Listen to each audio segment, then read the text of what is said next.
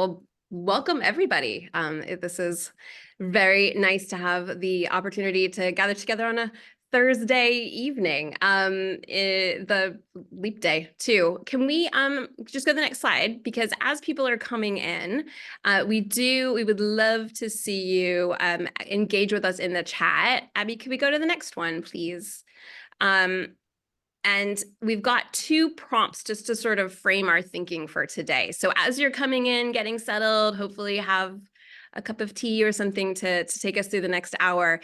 If you would consider sharing in the chat, either or both, your number one concern around recruitment and or the best practice that you'd like all teachers in your schools to engage in. So those are our framing questions to try to get, to turn our minds to the topic of early career teachers and supporting them in all of the multiple facets that come with that. If you have any thoughts about either of these prompts, even as we're carrying on the conversation, do share these in the chat with us. And we're hoping that we might be able to address or connect with some of these ideas that you have already as we go through the hour and then even carrying on beyond today. Hello, look at all these people in the chat. Hi, guys. Welcome. Welcome. Thank you for joining us, whatever time it is. We've got a spread of participants today, I think. We're going to give everybody just a minute or two as they get settled to consider these prompts and share in the chat a number one concern around recruitment that you might have, and or a best practice that you really wish all teachers in your school could engage in if they had infinite resources, whatever that is to you.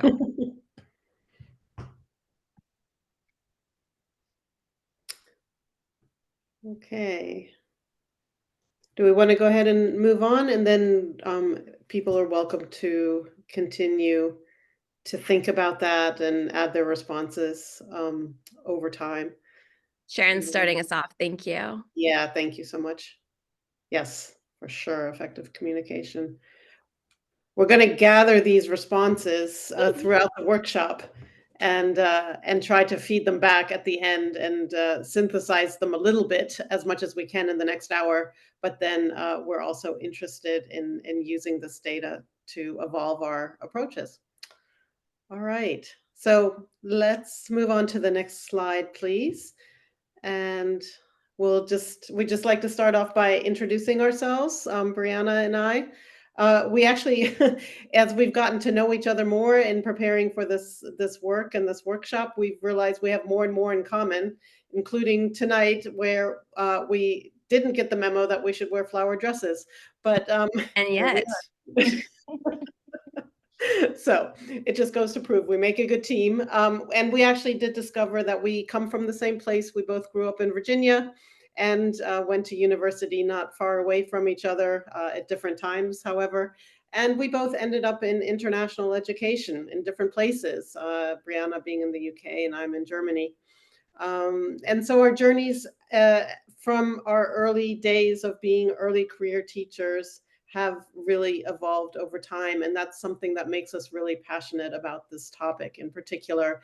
And I think it's what's led both of us into doing the work that we're doing currently with our residency programs, which we're looking forward to telling you more about as the hour progresses. And I think I can speak for myself, but I think it's probably true for Brianna as well. We've been lucky enough to be in schools where we have really been able to thrive and grow. And we have wanted to stay in those schools for those reasons. And I think many of the criteria that we'll be sharing with you over the course of the hour, in our cases, were met.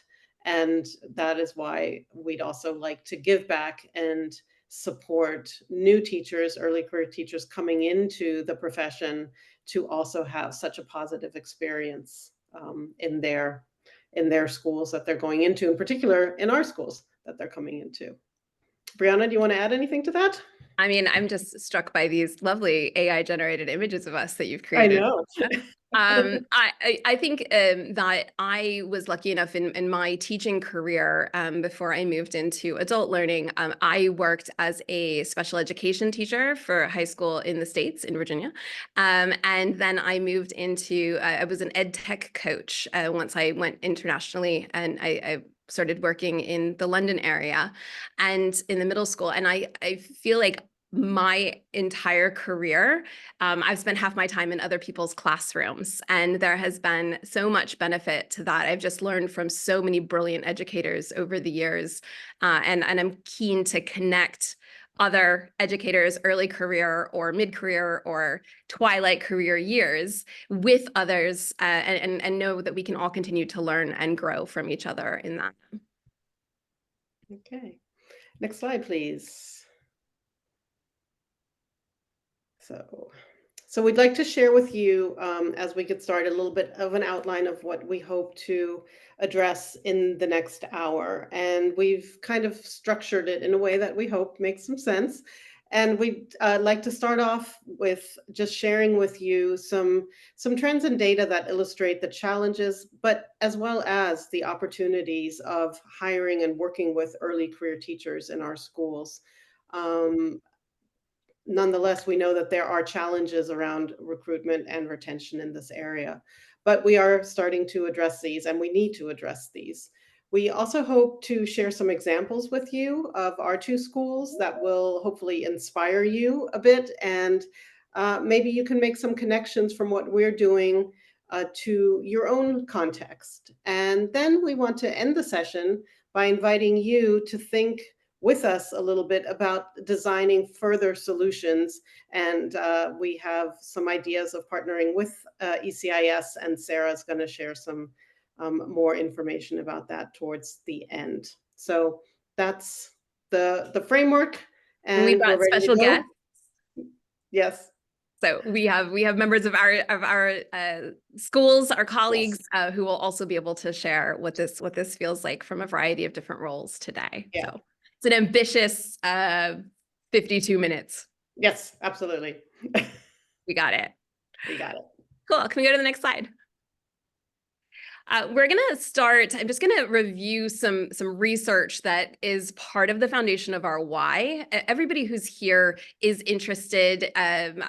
One hopes, but and has probably had a similar experience to us. But before we really put together our programs and our recommendations for ways that we can engage with teachers who are in the earlier phases of their careers, we wanted to make sure that what we were saying and doing and proposing was founded in research. So I'm going to fly through just a few statistics, not to alarm anyone, but maybe to confirm what we've all experienced or might experience in the relatively near future. If we can move to the next slide, we know that in the international schools market, so that's Anja and my contexts right now, if we had carried on at pre-pandemic growth levels, we would be looking at needing nearly 160,000 additional teachers in international schools within the next 4 years.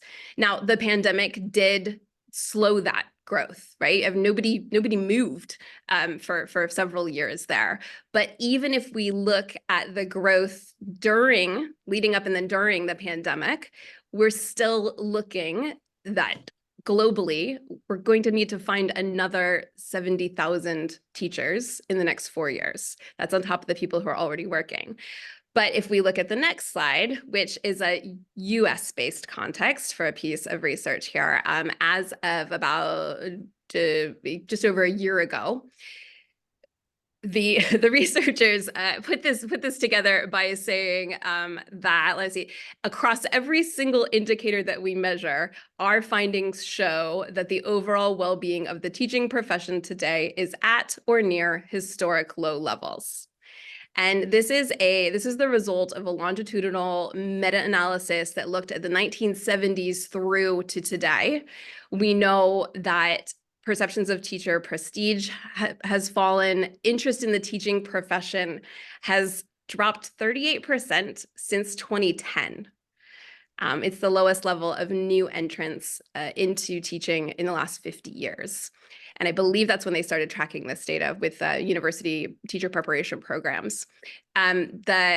We've got teachers' job satisfaction at the lowest level in 5 decades, and the feeling that the job stress is worth it is significantly dropping. And I know that everybody's concerned about the impact that the pandemic had, but the researchers pointed out that these are actually trends that were in place but prior to the pandemic, and we're certainly not helped by that. But so if we go to the next slide, keeping in mind, this one's a US context. The next slide, this is from a UK context, which is where I'm working currently. Over 20% of new teachers leave the profession within their first 2 years of teaching, and 33% leave within the first 5 years. And I've actually seen some other research, not UK-based, where that second number is as high as 44% of teachers are leaving within the first 5 years. So we started to look at this in my schools and ask, are we able to carry on with our historic practices and the way that we've always been, or are we going to be missing a significant number of people who are entering the profession and then leaving before they even have an opportunity to work in our schools? So we know that historically, if we go to the next slide, I think, if we know that historically, international schools have been looking at teachers who have 5+ years of experience. And that means there's a whole set of bright young applicants who were not supported or well served in their first several years of teaching and have actually moved on, which is such a shame really for our profession and all of the students that those teachers could have reached if maybe they had started their career in a different way. We started to think then, what if we want to focus more on teachers who are at the earlier phases of their career? What do we need to do to attract them and to keep them and to grow them? And I have a few statistics on Gen Z and millennials. If we move to the next slide, we talk a lot about millennials, but really what we're moving towards is hiring Gen Z at this point. Millennials are through the age of 43. That might not be our target early career teachers at this point. So when we do look at the Deloitte does that combo Gen Z and millennial survey every year, and pay is a top consideration, but learning and development opportunities is number 2. This is something that the current generation of hires are looking for. So are we structuring enough learning and development opportunities for our for the people who are entering this profession now? And when you look at high school applicants just from a few years ago, people who were high school students who were potentially interested in a career in education said that they would have more interest if there was more autonomy, more opportunities for career advancement, and more professional prestige. So we need to keep those in mind if we're going to have conversations about early career teachers.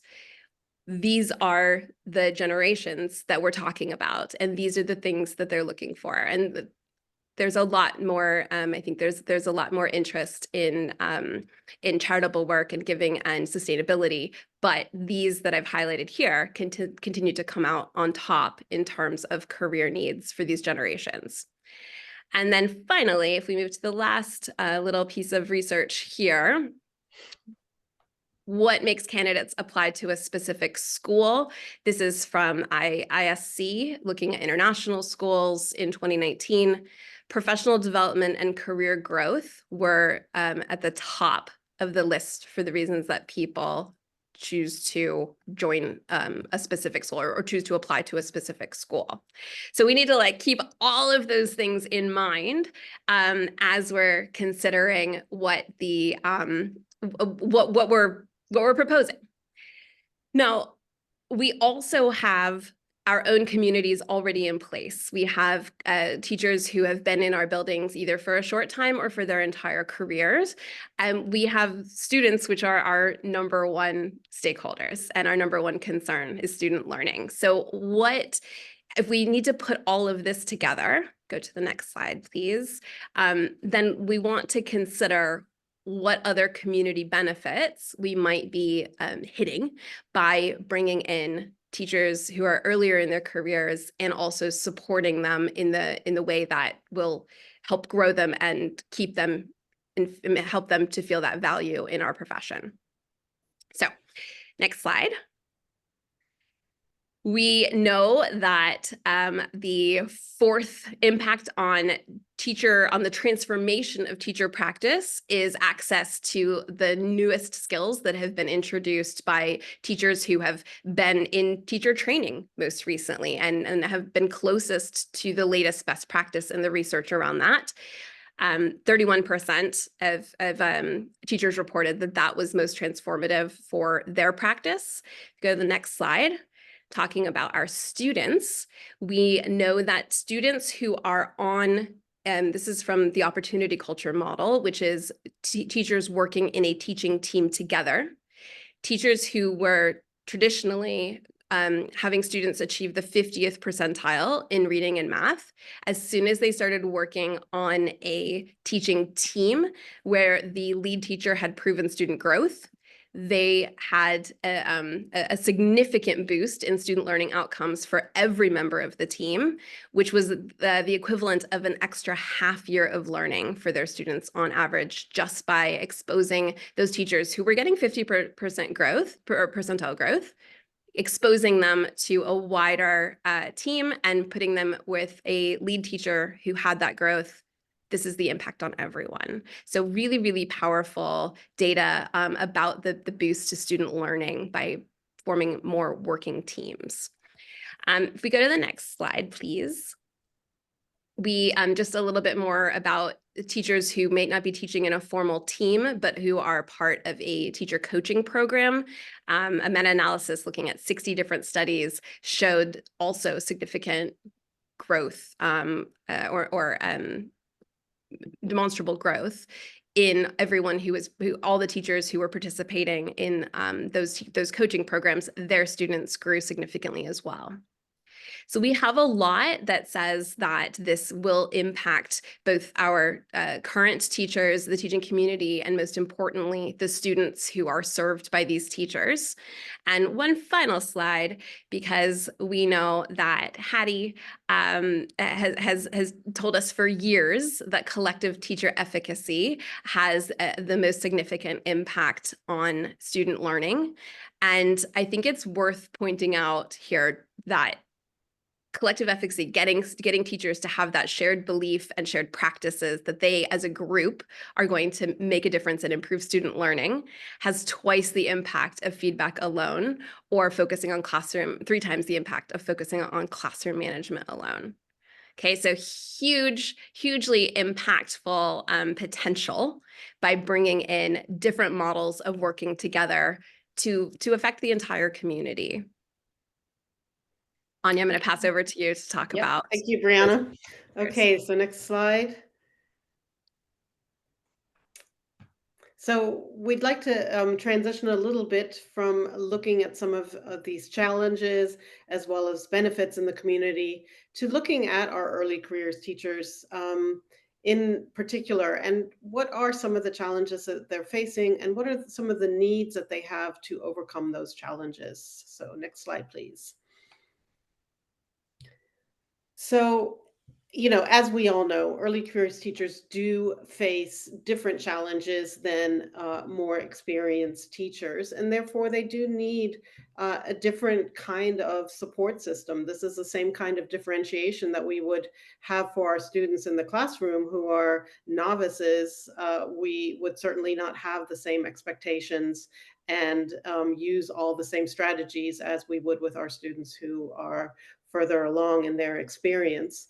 And you can see here on the slide some of the some of the areas that these early careers teachers might be needing some special support in, include things like work-life balance. Maybe we can all remember back to the days of being an early career teacher, a novice, and everything is new. Everything requires a lot more thought, a lot more time. And there's a lot more kind of emotion associated with that of wanting to do things well. And then just being able to,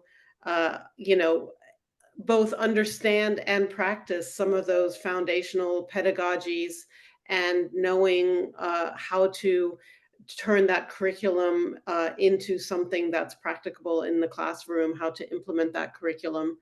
And maybe there are disciplinary challenges. Again, the routines maybe aren't there yet, and those are being developed. So that takes a lot more thought and energy in the early stages.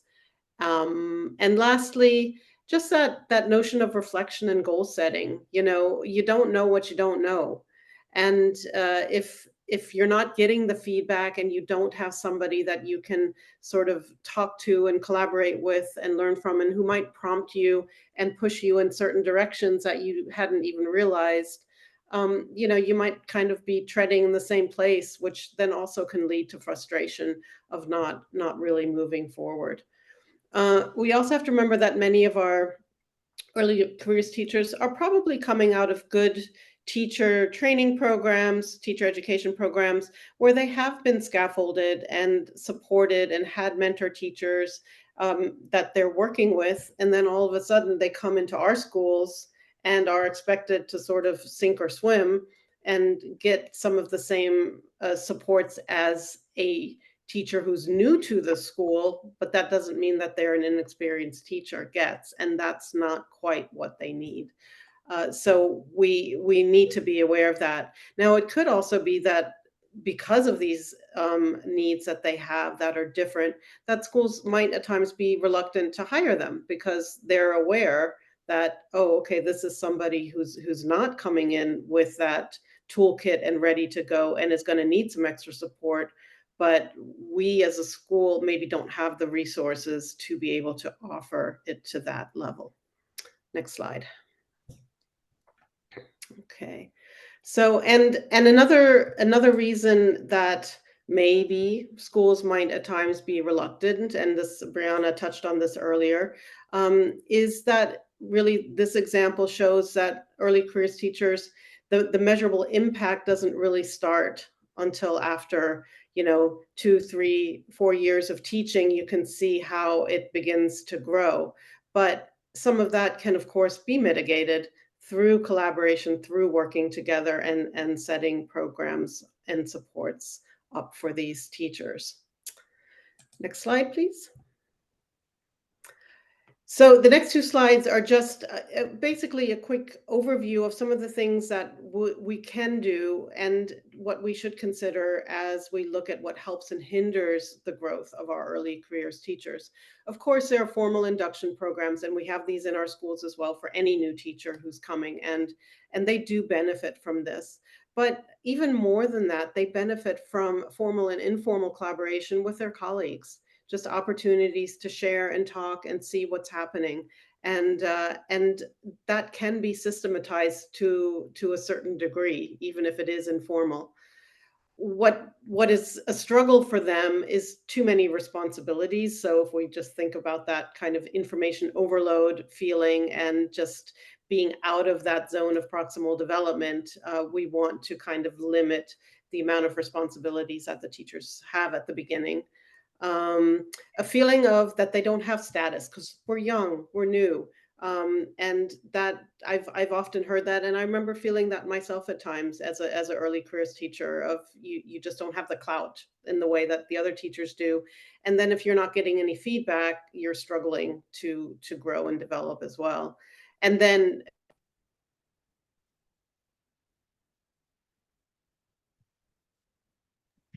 Anja has a Zoom thing where her microphone changes occasionally. So while we wait to catch her back, if we okay, I'm back. Oh, okay, good. Sorry. We knew this would happen. Mm. We're prepared. What was the last thing I said, Brianna? You were talking about the status and feedback.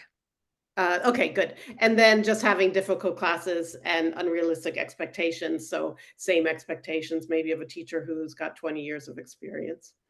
Okay, next slide. And then here we can see some of the other things that really help our early careers teachers to grow. And you'll see that if you read these, they're not about curriculum. They're not about pedagogy. We know that there are areas of growth there, But what we shouldn't forget about is that it's really about also their social emotional growth, their relationship building in the schools. They're in a professional environment all of a sudden that maybe they don't have so much experience in.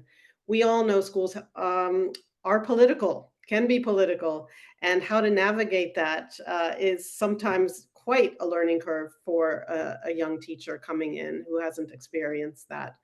And then back to the self-efficacy and Hattie, we really want to do everything we can that they develop a positive sense of efficacy and belonging in the school, and that they are part of it, that they have status, that they're valued, and they have something to give. So those are all really important points for us to think about as we develop our programs and approaches. Next slide.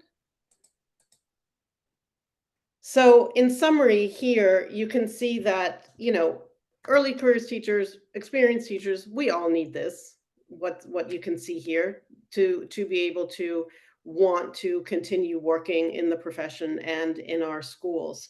But we need to consider that for the early careers teachers, we might need to target this a little bit more directly, because they just need that kind of affirmation, I think, at times. Even if I can remember back to my early days, anytime I got affirmation, some feedback, it didn't always have to be positive, but critical friends, that was very helpful. Sarah was one of them here with us, and very, very inspirational and influential too in the way that early careers teachers can thrive and flourish in our schools.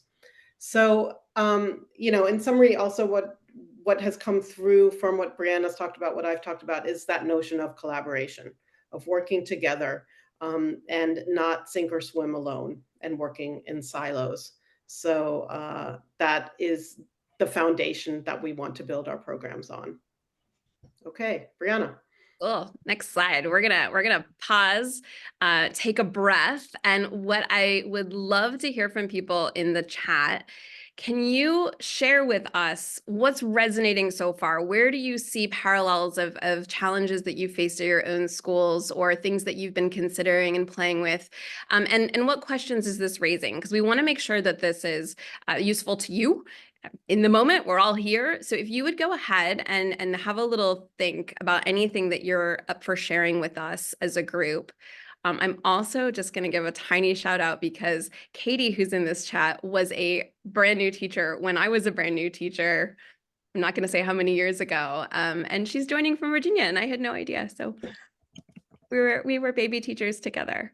Wow. You know. Quite a few Virginia connections here. It's very cool. Yeah, love it.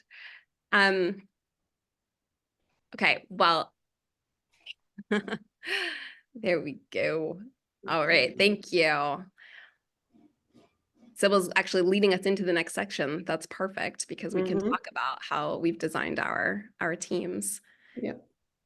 And we have at least one early career teacher amongst us who's going to share her experience through we have two. We should two hopefully from our school. I think Kennedy's here and Tati's here, as far as I could see in the name list. All right. Should we move on? Yeah, let's get into how this looks for us. Okay, great. So we want to share our two different approaches that we are doing in our school. So I'm going to start off, and we have invited some special guests to join us. So to start us off in sharing the ISS solution, we have Mr. Tim Kelly, our school director. And with the next slide, I will hand over to Tim. Great. Good to sort of see everybody, and thanks for inviting me in to joining you all. We are really been proud of how our development of young professionals and early career teachers has started. Really, our journey began really 15 or 16 years ago. We really had developed what we called then an internship program that was good, but was not linked into a lot of the kind of strategic aims that it has evolved into being. We don't now call it a residency program because it's so much more than just an internship. And I think really, as you see on this slide here in front of you, it's because it really is a team effort. One of the things that we've done is we've developed a clear sense of ownership and leadership to the program, which is under the leadership of Anja. And what that has done is it's made this whole project kind of in our DNA, become a part of our DNA. And this means that we've shifted it from just being, let's give everyone an experience and kind of throw them into the deep end of the pool, which is a very common thing with internships in whatever field you're in, and really set up more of a program that coaches and guides. And that means you need to have somebody kind of overseeing the coordination of those things with faculty and relationships to various teams, such as IB program coordinator teams, what we call the IB Council, or assistant principals who are working a lot pastorally with students. Having somebody like Anja coordinating these relationships systemically really allows for this notion of facilitation between all different kinds of coaches. It's also meant we as a school have had to invest significantly into the program, finding things as simple as making sure that people have good housing, and in that housing have an environment of collaboration. How was your day is a really loaded question when you have 8 residents living in one space. And the notion that there's a community off campus as well as on campus, it really shouldn't be overlooked, and is really important and does require investment from any school. What I really love best is something that's someone else is going to go into detail about later. So Anja delegated the thing I really like to talk about, and that is this notion of relationships. And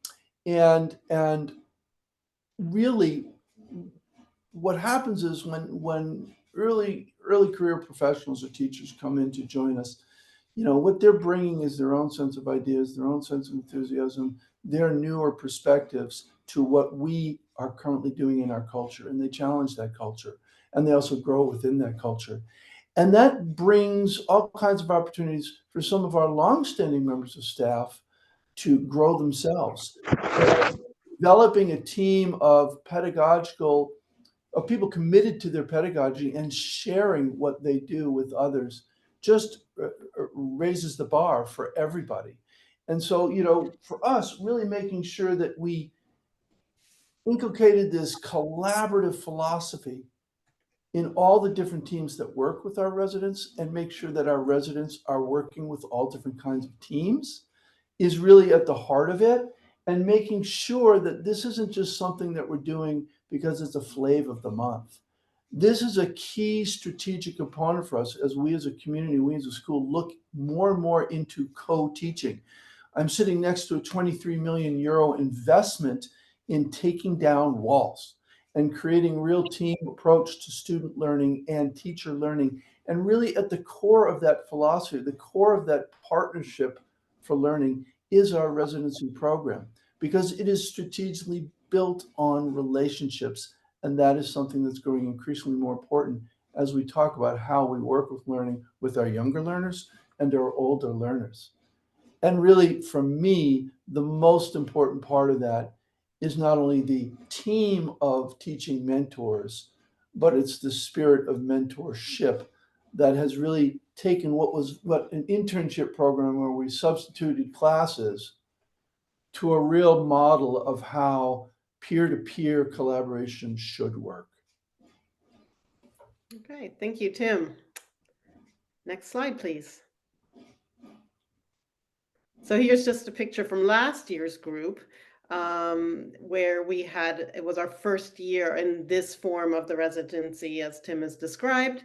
And it's basically a mentor teacher who is in a middle leadership growth kind of a position, paired up with one of our residents, and they work together all year and co-teach. And then our residents also do subbing, which gives them experience across all classes and subjects in their division. And then they also are involved in extracurricular activities. So they might coach some sports teams or be involved in our Duke program or a variety of other things. So sitting at the very front there, on, well, my left, is Shannon Kapitanovich, who is one of our mentor teachers who has joined us here this evening and would like to share a little bit more about what it looks like on the ground. So I'm going to hand over to Sharon with the next slide, please. Thank you. Can you hear me okay? Yes. Super. A little bit of technical difficulty. I'm not seeing the slides at the moment, but Okay. yeah, really happy to join everyone So tonight. next slide, please. Sorry. Thank you. Yes, now. Yeah, now you're ready. I've been lucky enough to, I've been here at ISS for a number of years. I've been in international education since 2002, 22 years. So yeah, one of those twilight teachers like you were talking about earlier, maybe. But I've been lucky enough to participate in this program as a mentor teacher for 2 years now, with 2 different resident teachers. And really as practitioners of the IB, but really as educators in general, we're really dedicated to fostering a culture where we're inspiring, challenging, supporting our students, but also each other, to positively impact our world. And really at the heart, I see our residence program. It's through this program guided by Anja, but with the participation of experienced teachers, new teachers, that we're really paving a path for professional growth of all of us, but also upholding the ethos of our school as well. We understand the crucial role that we can play in the career of an early teacher. Just reflecting back on our own experiences, I can speak for myself, being sort of thrown into the deep end, so to speak. We're really there to try to give them support where they need it, but also to inspire them, have them inspired by the students as well, and really give them the adequate support to help them.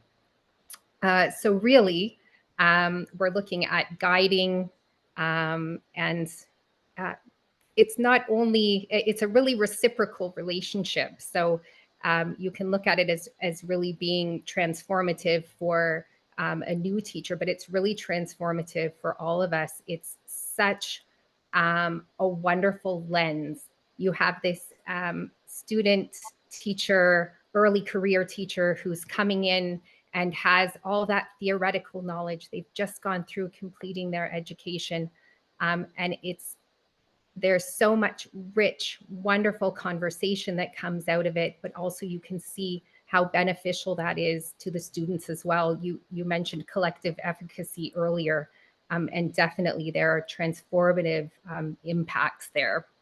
So really through these mentorships, they're immersed in this ethos. We're talking about supporting them, making meaningful learning experiences for our students, enriching our own practices, and we're really guided by the standards of our own school as well, our vision and mission. We're looking at personalized learning. I'll touch a little bit on that relationship, that reciprocal relationship between a resident teacher and a mentor teacher. We're really there to support each other. There's a lot of rich discussion, as I said. We're really a team. We come up with something that's very important to mention is, coming up with these agreements, deciding for one person how they want to receive their feedback, for example, how we're going to collaborate together, and creating those essential agreements really fosters and really ensures that relationship is supportive and reciprocal. So the benefit for them, of course, it's manyfold. They're coming in, they're able to be in a safe space, they're able to be supported. It fosters a sense of belonging, alleviates the isolation that you sometimes feel when you're first coming into to the profession. But really that constructive feedback and mentorship can really facilitate a lot of professional development, equip them with the tools that they really need to excel in their careers. But also we see the impact of it, as you mentioned earlier, in our student experience, in our whole learning community experience. You know, they're being taught by teachers who've gone through this really robust mentorship program. These experiences really exhibit higher levels of achievement and engagement, like you talked about earlier, and really investing in the growth of the teachers coming in. We're also investing in the students as well. So that's been really a wonderful, really dynamic thing to be a part of. Yeah, and thank you, Shannon, for having been a part of it for 2 years. You're the only one, I think, who's done it for the first 2 years now, and but the program is growing and expanding. So thank you so much for sharing that perspective and for all you do. Absolute honor. Yeah, I feel like, yeah, you now need to sort of go out, and it's like a call to action once you've gone through it. It's just so enriching. So really, Yeah. thank you. Thank you. Okay, so I'm going to hand over to Brianna's team. Okay, can you go to the next slide?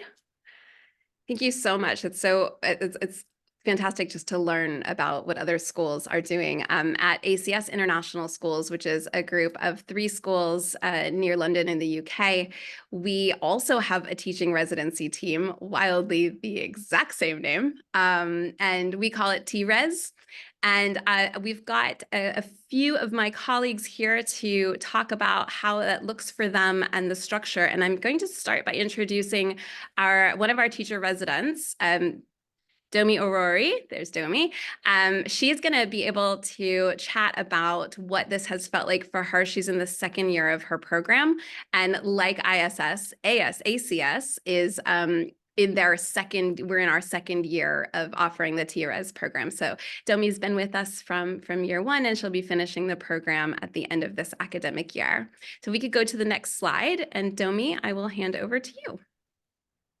Okay, hi. So it's Domi. Well, let me say the team approach is the main thing when we talk about the TRES program, because before coming to ACS, I had a little bit of experience as an early teacher.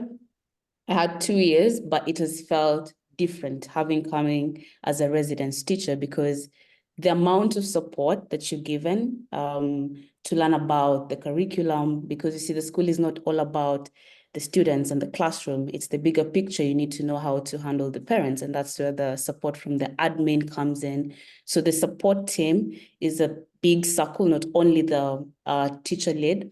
You also go into the admin, and it's a whole formative process.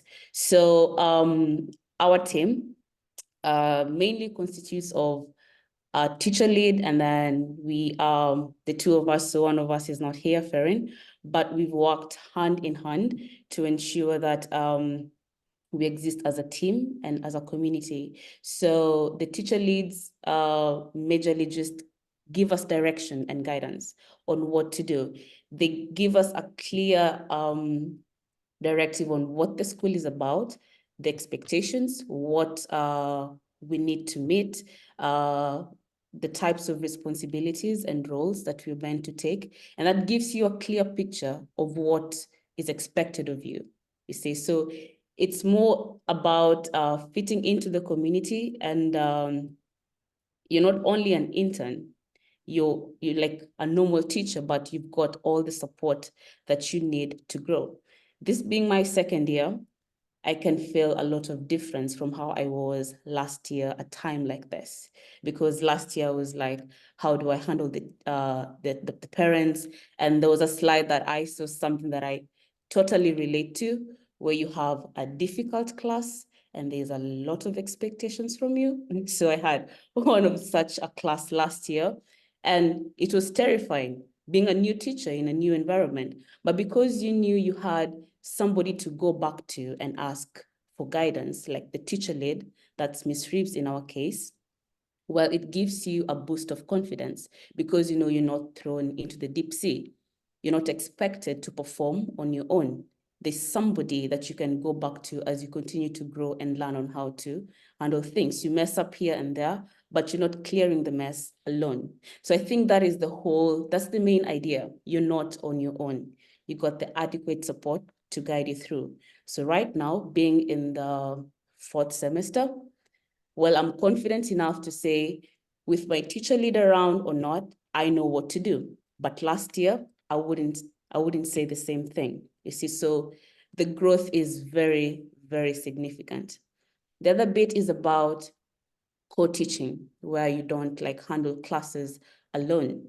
You have classes that you share. So Ferrin and I share some classes I take on my own, and others in the 1st and 2nd semester, I had to walk into 1 or 2 classes that my teacher lead was having and observe what she was doing, pick 1 or 2 things, and then try to implement the same thing in one of my classes. So this kind of a setup, 1, helped you acquire a lot of skills, like you carry on what somebody else is doing, somebody who has been in the curriculum, somebody who has been in the school long enough. And now that serves as a mentorship program, you see, because you have a mentor who is showing you what to do and what to correct and what to do better and all that. And for Ferrin and I, so the teacher leader side, who is to give the guidance and the skills, the co-teaching helps us manage the classroom better, because we have this classroom, so you have to really pay keen attention on individual students. And the way we have handled it, like we can divide a class into 2 groups, and you're like, okay, Ferrin, I think you can better handle this group of students, and Domi, I think you can handle this other group of students based on how we interact with them. So we have such a class right now, and I know the way Ferrin interacts with this group of students is totally different from how I will do it. And it's about collaboration. It's about appreciation that we may not have the same teaching styles, but bring them together while the students benefit. So that is the main thing that I've really got from the co-teaching bit. I've learned that I have something to put on the table, and my teacher partner has something else to bring on the table. We join it together, and that works for the benefit of the student. So that is another major aspect about our program, the co-teaching and the co-planning. Before I came, I had no idea about medium-term planning, where you had to look at a topic beforehand and have like a clear picture of what you're going to teach till the end of the unit. But through my teacher lead at ACS, well, that's a skill that I have had to learn, and it's really, really handy. One thing that I praise her for is her planning skills. Well, she's one person who would want to look at things 2 weeks ahead. That is nothing that I've never done that in my planning before coming to ACS, and I'm like, okay, now I think I need to catch up with this. So right now, having got that, I mean, there's a lot to learn. And if you have the right mentor, which the school puts a lot of thought in, then you come out more as an enriched teacher, and you feel more confident to now teach and plan on your own. So doing this co-planning together, you share ideas. You see what works, you see what to put aside for a while, and you also give each other feedback. Well, I think this worked in my class, but I think this may not work. You see, so the co-planning bit also allows that that room to like think of different ideas and see what works and what doesn't work. Yeah, so I think those are the major things that I will talk about when it comes to my experience here. And if I may rate my growth as a teacher, now just as Domi, I would say I have grown more than I did in my first years of teaching in my previous school. Because in my previous school, it was about, I think it was baptism by fire. You're given all those roles, and they want to see how well you're going to succeed. One of my friends and a colleague clearly came and told me, Domi, you were set up for failure, because there's no way you come straight from campus. You're given a full timetable, like a full-time teacher who was taught for 20 years plus, and they expect you to do that all on your own. You're handling a homeroom on your own. You have everything on your own. So I think the support is really, really, really important. And once the program is done, then you're able to clearly see where you're going. And I think from that, the kids benefit even more, because at the end of the day, it's how you interact with them, and you can only give what you have. So if you get something good from the program, then that's what you give to the students. And I believe it's been a very good learning experience for me as a young teacher. Yeah. Thank you, Domi. And do you want to share your news as we transition to speak to your principal? Do you want to share what your plans are for next year? Yeah, so So you're leaving our TRES program at ACS, but so I'm leaving the TRES, but now I'm in as a full-time teacher. So I'll be coming back in August as a full-time teacher, and I have never been more confident. I'm like, bring it on. I know what I'll have to fear is just how much I'll have to add on what I have. But in terms of the skills, that is something that I'm ready to navigate through. And yes, it's a very big opportunity. thank you. We're excited too at ACS that we're keeping you in. Darren, can I turn over to you, and we'll move to the next slide, to just from the leadership perspective as the principal who has a couple of TRES teams, how is that set up and felt for you? Oh, but you're muted. You stole my thunder. My first note was to say that to evaluate the success of the program, that Domi and Farron, I had the great pleasure last week of offering them a full-time position. And I think if anything you take from today is it's a successful program, and I'm really looking forward to the both of them starting full-time. Flying solo. But I think for me, the first part on there is about student learning. And I'm looking at it from the umbrella of principal, and you think about all those stakeholders and parents and saying, hold on, we want experienced teachers inside the classroom teaching our students, and are they still going to learn? And Domi and Farron are both math teachers, and we know from those core subjects that comes with that added pressure and expectation. And I can kind of confirm any myth that student learning is not affected in any way. If anything, it's accelerated and improved from that aspect. As a program, we evaluate that at certain junctions to ensure that learning is actually taking place. And I have not had one question raised by one parent about the experience that their children are having with inside the classroom and whether learning's been affected. So as a principal, I think I am all for it, and we are looking at extending our program further because of that success. I think some of the other things we look at is, I love the term normal teacher, Domi, and I think that is the way in which we look at the program. So Domi and Farron, we do recruit qualified teachers in the infancy of their career, but they are perceived and they are marketed as normal teachers with that support program, with the supported aspect of the program and that teacher lead. And I think for me, we've talked about how it's important for the teacher resident, but also it allows us to identify talent and retain talent with that teacher lead as well, because career progression isn't just about going into administration, and sometimes you've got your best teachers leaving the classroom to go to a different role, and this allows actually our talented teachers to have more scope and spread across to more students and have that effect across there. So it's allowing us to identify talent, retain talent, and develop that talent both in the teacher residency but also in that teacher lead, which is a really good byproduct of that. I think one of the other successes would be that diversity in global recruitment. And if we look across all of our appointments, it really helped us develop and reach areas of recruitment and also engage our students. We have, I think we're at 77, Brianna, possibly nationalities here, and trying to reach out to that and connect with our global population. So that's been fantastic. And I think I'd like to pick up on one of the things Tim said earlier about a community. And one, obviously, there's that housing piece, but actually a byproduct of what I see is Domi and her colleagues have created that community that not necessarily, we have quite a low turnover of staff at ACS, which is a good thing from that international piece.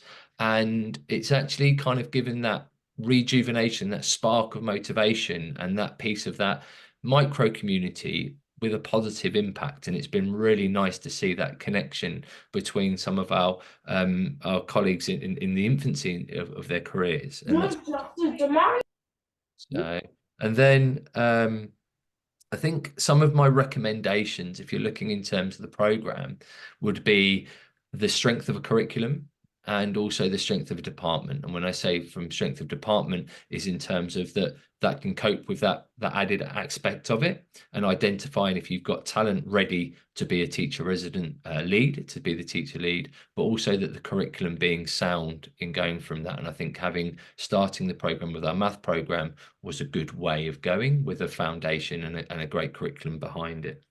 And I've talked a little bit about us measuring that impact, and every step along the way, that obviously just reaffirmed the success of the program for me. So, Brianna, is there anything that you feel that you would like me to bring more as principal? Because you know I'll miss something out. I think really that you've covered it very nicely. The ACS model, where we have our teachers, our teacher residents as full-time teachers, is very protected, and I think that Darren kind of hinted at the fact that we have to actually be extra protective of these early career teachers, because they our colleagues want them to take on more, because they're so brilliant, and they're trying to get, like, can they take on more clubs or coaching or extra field trips or whatever. And we've been trying to be very careful to make sure that those first couple of years are not overwhelming, even if it means saying no to a couple of things at the start. Yeah, so for example, in the first year, Farron and Domi didn't have a homeroom, and then we worked collaboratively with them towards the end of last year to say, would you like to have that exposure to a homeroom, making sure that they're put in the right grade level team and the right homeroom that's going to help them. And it's been a good stepped approach of bringing that in year 2 rather than straight into year 1. And I hope, Domi, that you would support me in that. Thank you. We could probably all talk about these programs all day. I wanted to pass over then. Actually, if we could go 2 slides ahead, Abby, and we want to give Sarah just an opportunity here, because we recognize that not everybody has the resources or capacity to have full programs like we do, but there might be an opportunity for some support through ECIS. Thank you, Brianna. I've just put something in the chat, because I appreciate the fact that we've hit the hour almost. But just a huge thank you to all of you before I even mention anything else, because this is such an inspirational session, and I think we're all getting a tremendous amount out of it. And just in the same way as good teaching, excellent teaching is going to improve student learning at any level. Good nurturing of our teachers, whether they're teachers that are not necessarily early career teachers, is really important in our schools as well. But what you've highlighted here is just the vulnerabilities that require an extra bit of intentional nurturing and some specific strategies for doing that. And I think from an ECIS perspective, we're aware of the fact that there are many schools that are looking at how their induction programs work, looking at how their transitions work into school, and then perhaps struggling a little bit with how that pans out during the course of the year.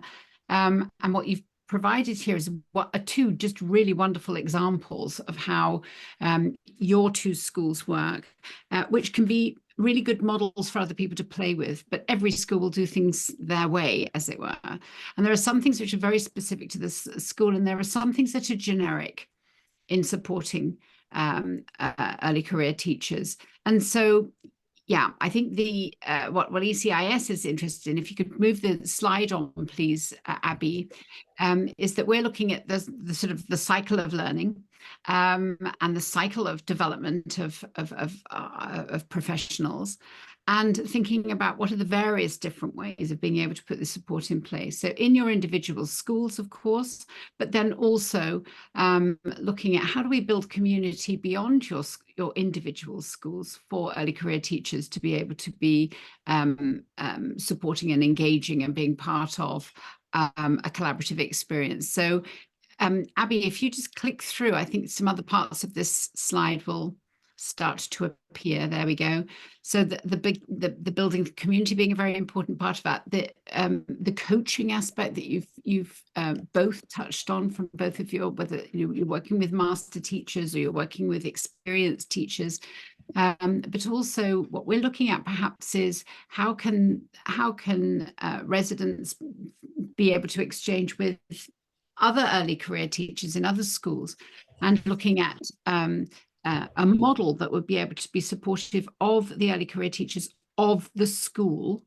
And so what I popped into the chat is watch out, because we've got 3 webinars coming up in May, which Brianna and Anja are going to be leading, to really go into a little bit more depth about what we can actually be putting in place. And then we're going to be starting a cohort for the next school year, where early career teachers, as part of this cohort, led by Anja and Brianna, with support materials, a lot of resources that will be useful from our own ECIS resources, let alone the wealth of others, and give opportunity for this kind of community building, this kind of mentoring, developing our resources, and being able to learn through experience, the experiences that we share with one another. So short and sweet, but keep your eye on the events page, because we'll be promoting those very soon. Yes, come and join Anja and I and our teacher residents and teacher leads and mentors, and come play. It'll be, exactly a nice time. So we want to work with you and your schools to design the best experience that we can, and build some community between the residents that we'll have in our schools next year, and to bring your early careers teachers into that network as well, virtually, but yes, still effectively. That's right. Thank you everyone for joining us today. And huge thank you to our teams for sharing their experiences, because that's where it's lived. Yes. Thank you to everyone from our schools who came. Maybe give a wave if you have your camera on so people can see you. Thank you so much for all you do to support the programs. All right. Have a good evening. Okay. Thank you.